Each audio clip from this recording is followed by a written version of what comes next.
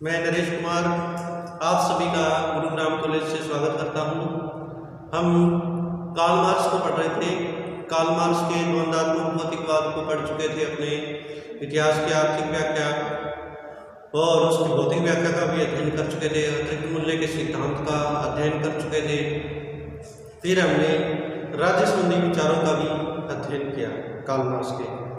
आज हम Karl Marx के साम्यवादी वर्ग के कार्य पद्धति कि मार्क्स एक साम्यवादी था, उसकी कार्य पद्धति किस प्रकार की थी उस बारे में हम अध्ययन करेंगे।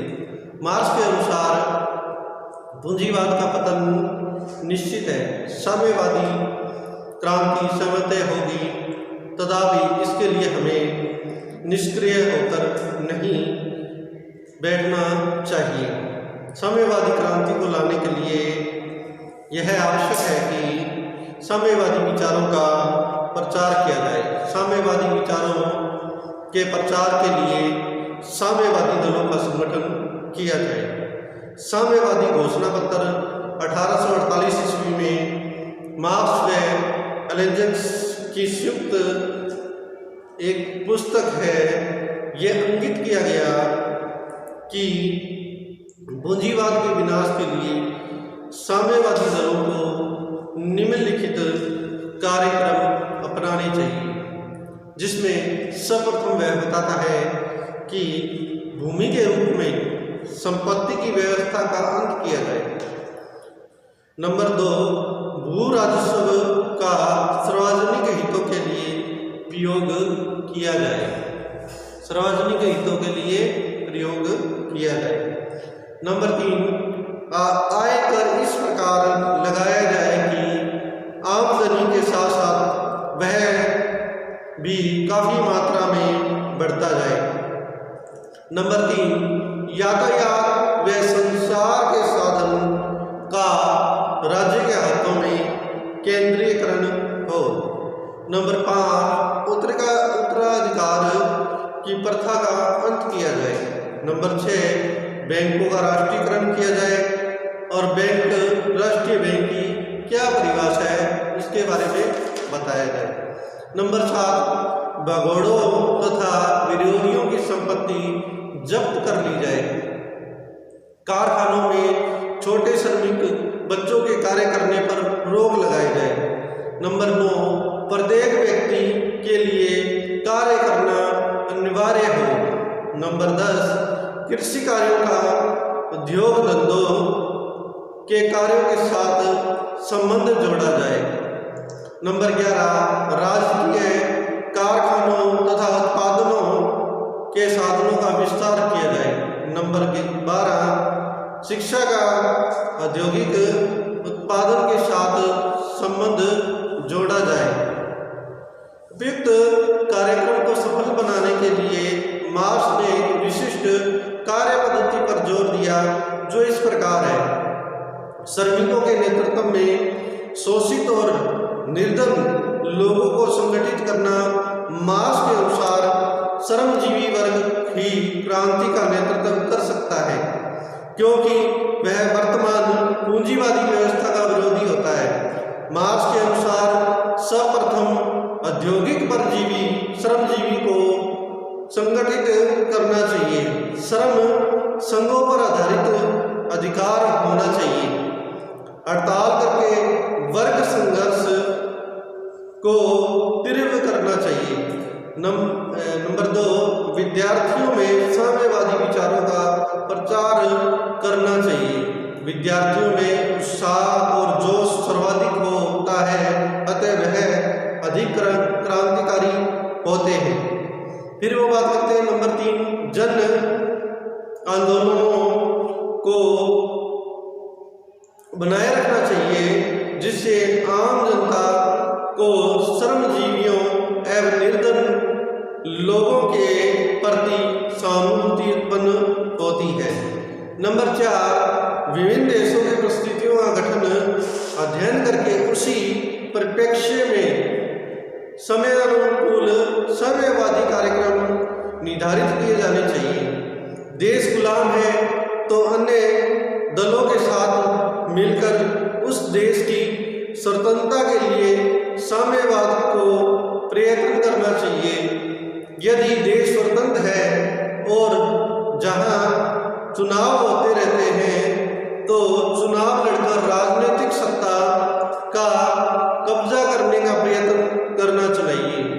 चुनाव में बहुमत प्राप्त नहीं हो तो विरोधी दलों की भूमिका का निर्वाह करते हुए श्रमिकों और किसानों की शिकायतों को उजागर करना चाहिए। मार्क्स का क्रांतिकारी सिद्धांत। मार्क्स का सामाजिक परिवर्तन के लिए क्रांति को अपरिहार्य मानता है। क्रांति से तात्पर्य सामाजिक और आर्थिक व्यवस्था में मूलभूत परिवर्तन होना है। सामाजिक क्रांति से ही समाज का विकास होता है, क्योंकि उसके द्वारा पुरानी प्रतिगामी सामाजिक व्यवस्था का उन्मूलन किया जाता है और उसके स्थान पर नई प्रगतिशील सामाजिक व्यवस्था की स्थापना की जाती है। मार्क्स के शब्दों में नई उत्पादन शक्तियों और पुराने उत्पादन संबंधों को टक्कर की सामाजिक क्रांति की वस्तुगत आर्थिक बुनियाद है, जिसके अंतर्गत नई उत्पादन शक्तियों के वाहक प्रगतिशील वर्ग के हितों के बीच टक्कर होती है। सामाजिक क्रांति इस टक्कर की उत्तम अभिव्यक्ति और परिणति होती है। मार्क्स ने द्वंद्ववाद के आधार पर पूंजीवाद का विश्लेषण करते हुए यह मत व्यक्त किया कि पूंजीवाद का विश्वास अवश्यवादी है, क्योंकि वह समय ऐसे अंत विरोधी तथा ऐसे परिस्थितियों उत्पन्न करता है कि जो उसके विनाश के कारण बनती है। उत्पादक शक्तियों तथा संबंधों के बीच अंत विरोधी पूंजीवादी समाज में समय समय पर संकट पैदा होते रहते हैं। कम्युनिस्ट क्रांति समाज के पारस्परिक संबंधों को पूरी तरह से खत्म कर देती है, लेकिन साथ ही मार्क्स का यह मत है कि पूंजीवाद से साम्यवाद में हस्तांतरण शांतिमय तथा वैधानिक साधनों से संभव नहीं होगा, क्योंकि प्रतिगामी पूंजीवादी वर्ग भी कभी भी स्वेच्छा से उत्पादन के साधनों पर अपना स्वामित्व नहीं छोड़ेगा और इस उद्देश्य की प्राप्ति के लिए क्रांति के हिंसापूर्वक साधनों का प्रयोग करना पड़ेगा। मार्क्स के शब्दों में नई समाज रूपी शिशु को गर्भ में धारण करने वाली हर पुरातन व्यवस्था के लिए शक्ति एक दायी है। मार्क्स इस कारणों से क्रांति को अपरिहार्य समझता था। सर्वप्रथम उनका द्वंद्वात्मक भौतिकवादी सिद्धांत क्रांति की अनिवार्यता प्रतिपादित करता है। उसके अनुसार समाज में समस्त परिवर्तन अंतर्विरोधी के अनुसार सत्यमेव होते हैं। पूंजीवाद के आंतरिक विरोध का निवारण करने के लिए क्रांति अनिवार्य है। द्वितीय 1848-1851 के अनुभव ने मार्क्स को यह दर्शाया कि पूंजीवाद के संगठन विरोध का समान श्रमजीवी केवल शक्ति के प्रयोग से ही कर सकते हैं। उस समय फ्रांस, हंगरी, हॉलैंड आदि देशों में क्रांतियां इसलिए असफल हुई क्योंकि निरंकुश शासकों ने सैनिक शक्ति द्वारा श्रमजीवियों के आंदोलन को कुचल दिया था। मार्क्स ने उस समय संबंधी कहा था कि मजदूर वर्ग की क्रांति का पहला कदम सवारा वर्ग को उठाकर शासक वर्ग के आसन पर बिठाना है और जनवाद के लिए होने वाली लड़ाई को जीतना है।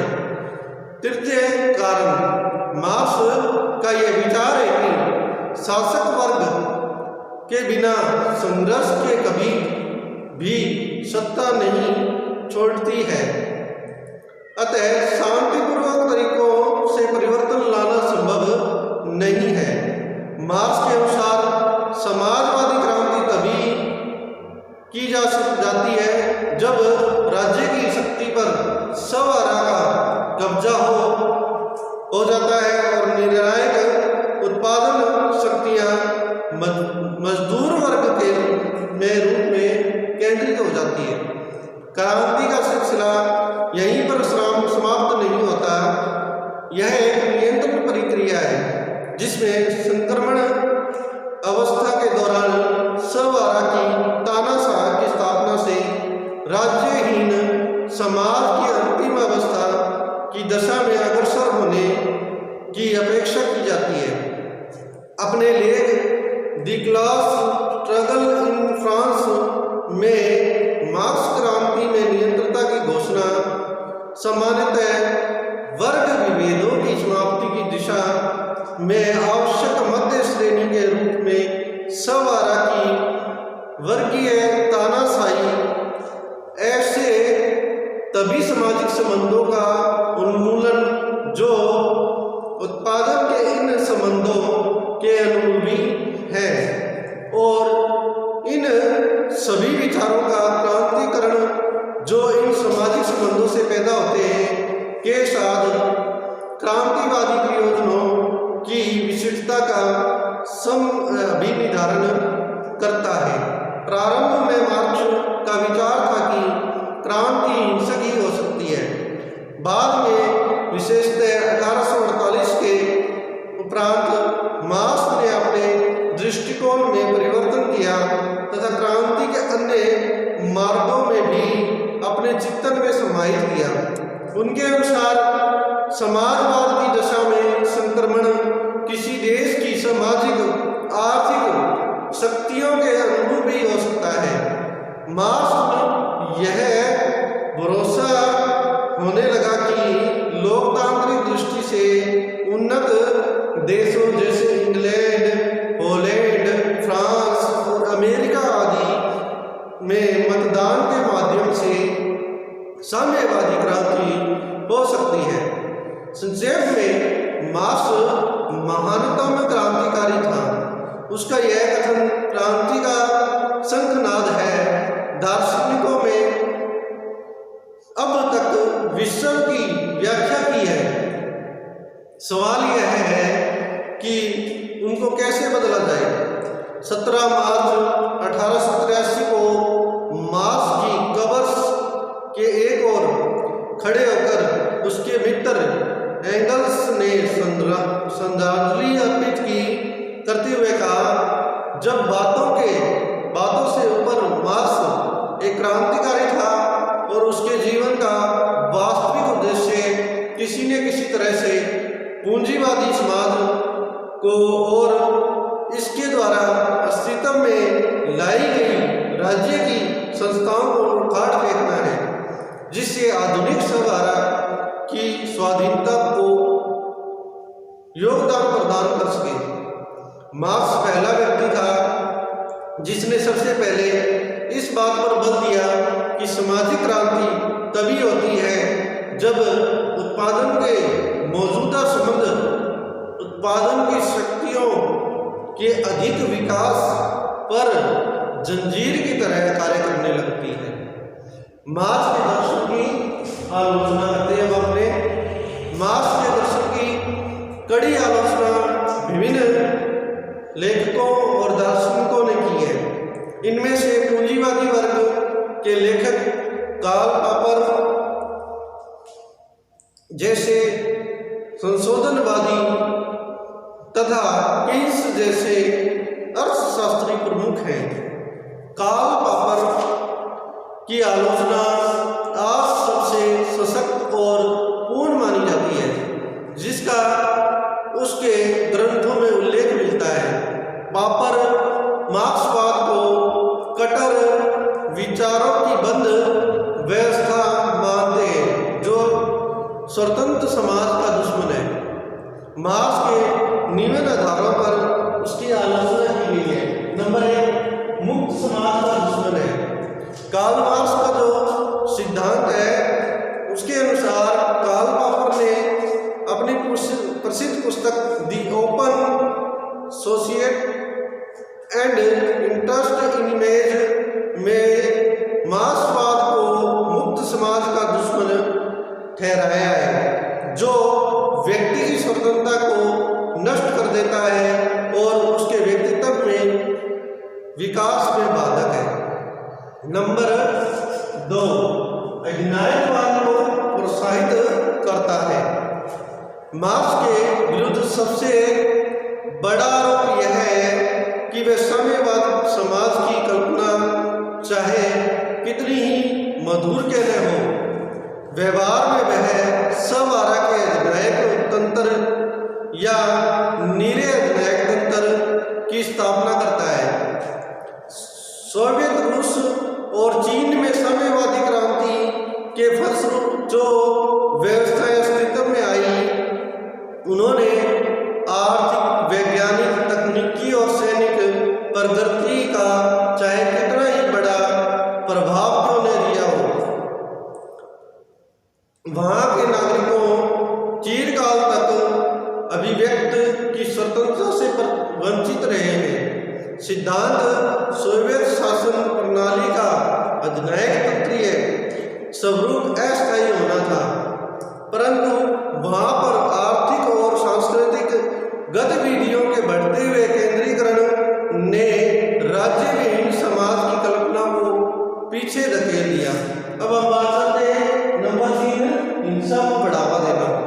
कार्ल मार्क्स का जो सिद्धांत है वो क्या है, उसकी आलोचना कार्ल पॉपर ने की है।